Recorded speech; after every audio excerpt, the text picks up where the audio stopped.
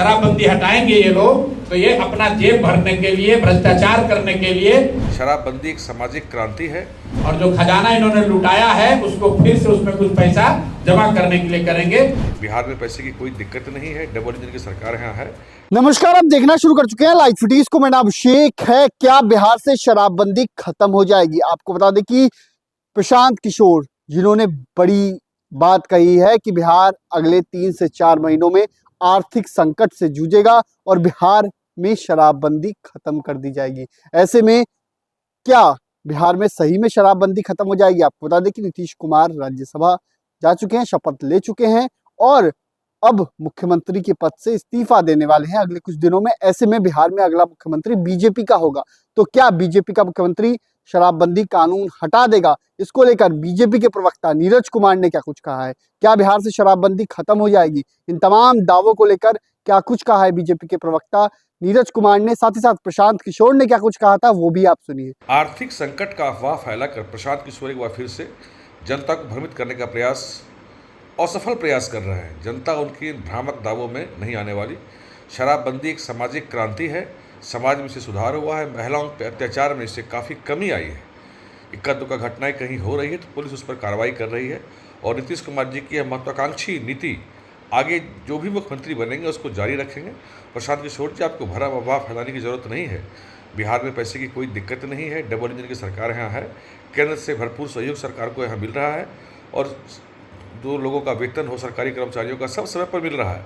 आप और राजद के लोग मिलकर अफवाह न फैलाएं यहाँ बिहार में। पैसा जनता को अपने जेब से ही देना पड़ेगा, ये बिहार के लोगों को समझने की बात है। कोई चीज मुफ्त में नहीं मिलती है। सरकार अगर आपको मुफ्त में बिजली दे रही है तो बिजली का रेट बढ़ाकर 8 रुपए प्रति यूनिट भी कर दिया।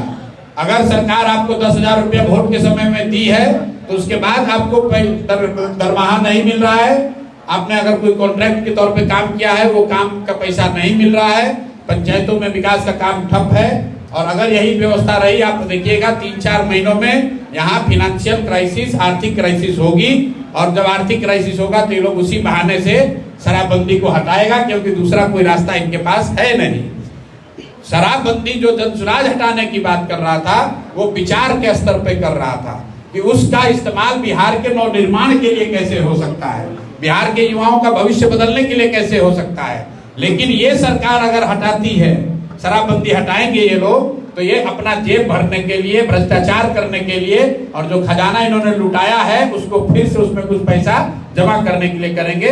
आने वाले समय बिहार के लिए दुखद और परेशानी वाले होने वाले हैं। मैं आपको घोषणा कर देता हूं, बिहार में भ्रष्टाचार कम नहीं होगा। बिहार में बच्चों के लिए पढ़ाई की व्यवस्था नहीं होगी। यहाँ से पलायन। तो आपने सुना कि क्या कुछ कहा गया है, बीजेपी की ओर से खुलासा किया गया है कि शराबबंदी खत्म होगी या नहीं होगी। आपने सुन ही लिया है, शराबबंदी जारी रहेगी। नीतीश कुमार के बाद भी अगला मुख्यमंत्री शराबबंदी को जारी रखेगा और शराबबंदी से काफी फायदा। और आर्थिक संकट की बात जो कही जा रही है, ये सब अफवाह है, कोई ऐसी बात नहीं है, सब अफवाह फैलाई जा रही है। तो बीजेपी ने साफ साफ कह दिया है, अफवाह फैलाई जा रही है कि समय पर वेतन नहीं मिल रहा है, सभी को समय पर वेतन मिल रहा है।